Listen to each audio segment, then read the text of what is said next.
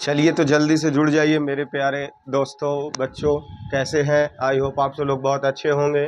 तो यहाँ पे देखिए, हम सब जो आपदा क्लास 10th के आपदा का सीरीज जो बढ़ा रहे थे, वो आज हम सब आठवां वीडियो तक पहुँच चुके हैं। अर्थात ये जो वीडियो आठवां लास्ट है हमारा भूकंप एवं सुनामी का। ये भूकंप एवं सुनामी के इम्पोर्टेंट जितने भी प्रश्न आपके एग्जाम में पूछे गए हैं, वो उसका लास्ट वीडियो ये होगा। ठीक है, उसके बाद आपदा का और भी पार्ट्स को आगे बढ़ाएंगे। तो चलिए आ जाते हैं, जल्दी से प्रश्न को क्लियर कर लेते हैं। एग्जाम से वीवीआई प्रश्न है, एकदम जितने भी प्रश्न एकदम इंपॉर्टेंट वीवीआई प्रश्न दिया गया। देखिए प्रश्न क्या कह रहा है, भारत का दक्षिणी पठार किस भूकंप क्षेत्र में आता है? जो भारत के दक्षिणी पठार अर्थात इधर का जो ये क्षेत्र पठार है, वो कौन से जोन में आता है? क्षेत्र 1, क्षेत्र 3, बी का कहना क्षेत्र 2 या 4।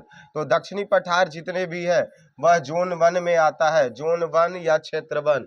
ये भी हम करके याद रख सकते हैं। ठीक है, इससे पहले का जो वीडियो था, जो 7वां वीडियो लिए थे, उसमें सभी जोन, पांचों जोन का वर्णन हम बहुत अच्छे तरीके से किए थे और आपको बताए भी थे। अगर वो वीडियो नहीं देखे हैं तो आप जाकर के 7वां अवश्य देख लीजिए। चलिए आगे चलते हैं। अगले प्रश्न क्या कर रहा है, 2011 ईस्वी में जापान में भूकंप एवं सुनामी किस दिन आया था? 2011 ईस्वी में जापान में, 2011 में कहाँ पे पूछ रहा है? जापान में, कि किस दिन भूकंप और सुनामी आया था? 7 मार्च, 9 मार्च, 11 मार्च, 13 मार्च। तो वह जो भूकंप है और सुनामी दोनों 13 मार्च को आया था। ऑप्शन सी हमारा क्या हो जाएगा? सही हो जाएगा। चलिए आगे बढ़ते। क्या करा, जापानी भाषा में सुनामी का अर्थ क्या होता है? प्रश्न देख लीजिए क्या दिया, जापानी भाषा में सुनामी का अर्थ क्या होता है? ऑप्शन ए का कहना है नर पिशाच, बी का कहना है उग्र दैत, सी का कहना है ड्रैगन और डी का कहना है इनमें से कोई नहीं। तो डी काट दीजिए। और जापानी भाषा में सुनामी को उग्र दैत्य कहा जाता है। ऑप्शन बी हमारा क्या हो जाएगा? सही हो जाएगा।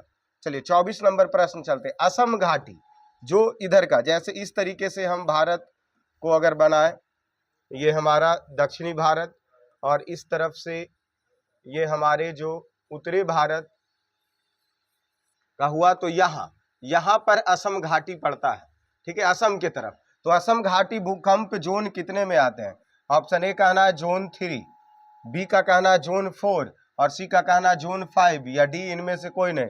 तो असम घाटी जोन 4, असम घाटी है जो जोन 4। और अभी हमने बताया कि दक्षिणी का पठार वो जोन 1 में आता है, जोन 1 में आता है और असम घाटी जोन 4 में आते हैं। चलिए 25 नंबर प्रश्न देखिए क्या करा।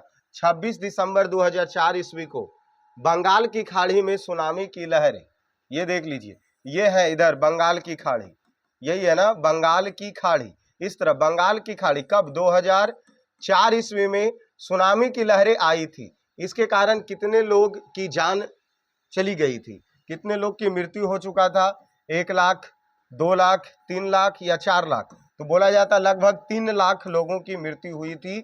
जो भयंकर सुनामी आया था 2004 ईस्वी में बंगाल की खाड़ी में, तो उसमें 3 लाख लोगों की लगभग मृत्यु हुई थी।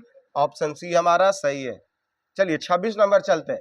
26 दिसंबर 2004 ईस्वी को, 26 दिसंबर, वही चीज जो अभी हमने देखा, 26 दिसंबर 2004 बंगाल की खाड़ी, इधर ही है, ये रहा बंगाल की खाड़ी में सुनामी की लहरें आई थी, जिसके कारण निकोबार द्वीप समूह, यहाँ पर जो इस तरफ द्वीप है, उस निकोबार द्वीप समूह का कौन सा भाग जो समुद्र में डूब गया था, समुद्र में विलुप्त हो चुका था, समुद्र में लीन हो गया, ये प्रश्न दिया गया 2004 के सुनामी।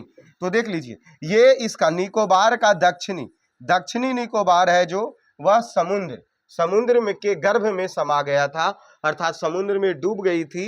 ये द्वीप समाप्त हो गया था। कौन? उत्तरी भाग, दक्षिणी भाग, पूर्वी भाग, पश्चिमी भाग। तो दक्षिणी भाग, अर्थात निकोबार का दक्षिणी भाग जो कहा समुद्र के गर्भ में चला गया था। कब? जब 26 दिसंबर 2004 को बंगाल की खाड़ी में सुनामी आई थी तब। चलिए 27 नंबर प्रश्न आते हैं। भूस्खलन प्रभावित क्षेत्र में ढलान पर मकान बनाया जाता है। मतलब अगर जो भूस्खलन मतलब होता है पहाड़ी क्षेत्रों से मिट्टी के पत्थर वगैरह खिसक जाए और नीचे का रास्ता, मकान, जितने भी सभी चीज नीचे क्षतिग्रस्त पहुंचा दे, उसी को भूस्खलन कहा जाता है ना। अब उसमें कहा जा रहा है कि उसके प्रभावित क्षेत्र में ढलान पर मकान बनाया जाता है, कैसा रहेगा? असुरक्षित रहेगा, या मकान बनाना लाभकारी रहेगा, या हितकारी रहेगा, या उपयोगी रहेगा? तो अगर वैसे ढलान में आप घर अगर बनाते हैं तो वह असुरक्षित मकान रहेंगे, क्योंकि कभी भी हिमालय के ऊपरी भाग या ऊंचाई भागों से चट्टान, मिट्टी के पत्थर खिसक करके आकर के उस मकान को तबाही मचा सकती है, इसलिए वह असुरक्षित रहेंगे। चलिए 28 नंबर प्रश्न देखते क्या, भारत में विनाशकारी भूकंप कब आया था? 1933, 34, 35, 36। तो भारत में विनाशकारी भूकंप 1934 का भूकंप आपको याद रखना है। इसमें बिहार को भी यह प्रभावित किया था बहुत ज्यादा, ठीक है ना। तो 34 आप हमेशा याद रखिएगा कि भयंकर भूकंप कब आया, तो 34 में आया था। चलिए 29 नंबर प्रश्न आइए, भूकंप के केंद्र के ऊर्ध्वाधर पृथ्वी पर स्थित केंद्र को क्या कहा जाता है? या अथवा करके प्रश्न देखिए, भूपटल के नीचे वह स्थल जहां पर भूकंप का जन्म होता है उसे क्या कहते हैं? जैसे ये पृथ्वी है, मान लीजिए यहाँ पे प्लेट टकराया और यहाँ पर भूकंप उत्पन्न हुआ। अब बोला जा रहा है कि जिस जगह पर भूकंप की उत्पन्न हुआ उसे क्या कहा जाता है? भूकंप केंद्र कहा जाता है, या अधिकेंद्र कहा जाता है, या अनुकेंद्र कहा जाता है, या इनमें से कोई नहीं? तो जिस जगह पर से भूकंप उत्पन्न होती है उसे अधिकेंद्र कहा जाता है। भूकंप जहां से उत्पन्न होगी उसे अधिकेंद्र कहा जाएगा। ऑप्शन बी हमारा सही हो गया। चलिए 30 नंबर प्रश्न देखते हैं, भूकंप से पृथ्वी की सतह पर पहुंचने वाली सबसे पहली तरंग किस नाम से जाना जाता है? मानिए ये पृथ्वी है, यहाँ पे प्लेट टकराई तो इसको तो हम सब अधिकेंद्र कह दिए, बट पृथ्वी की जिस सतह पर पहली तरंग जो पहुंचा, इस तरीके से तरंगे चलती है, तो जो पहली तरंग पहुंचेगा उसे क्या कहेंगे? पी तरंग, एस तरंग, एल तरंग, या टी तरंग?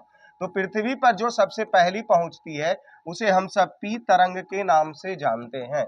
कौन सी तरंग? पी तरंग के नाम से जानते हैं। ऑप्शन ए हमारा सही हुआ। और ये हमारे सेट का लास्ट प्रश्न, ठीक है। इससे भूकंप और सुनामी को हमने क्या बोला कि समाप्त कर चुके हैं। आपदा का अगले पॉइंट्स अगले चैप्टर से हम आगे बढ़ेंगे। देखिए क्या पूछा जा रहा है, गुड फ्राइडे सुनामी कब आया था? 1961, 63, 62, 64। तो गुड फ्राइडे जो सुनामी है वह 1964 ईस्वी में आया था। तो ये हमारा सही हो गया 1964 ईस्वी। हमने पहले ही बोल चुका, आपदा के ऑब्जेक्टिव से 10 से, आपदा के पूरे पार्ट से 10 से 15 ऑब्जेक्टिव आपके एग्जाम में आने वाले हैं। तो इसका हम 8 वीडियो लगातार दे चुके हैं। तो वो वीडियो मात्र 5-7 मिनट 8 मिनट का इसी तरीके से होगा, तो वह वीडियो आप देखना ना भूलें, जल्द देख लीजिए। और इसी प्रकार हम प्रयास में लगे रहेंगे क्या कि क्वेश्चन बढ़ाते चलना। जैसे 10 प्रश्न अभी ले रहे थे, 11 प्रश्न ले रहे थे, इसी प्रकार प्रश्न को आगे बढ़ाते रहेंगे, ठीक है। तो इसी प्रकार आप सब लोग क्या रहिए, जुड़े रहिए। बहुत अच्छे तरीके से आप सभी लोगों की तैयारी अवश्य हो जाएगी।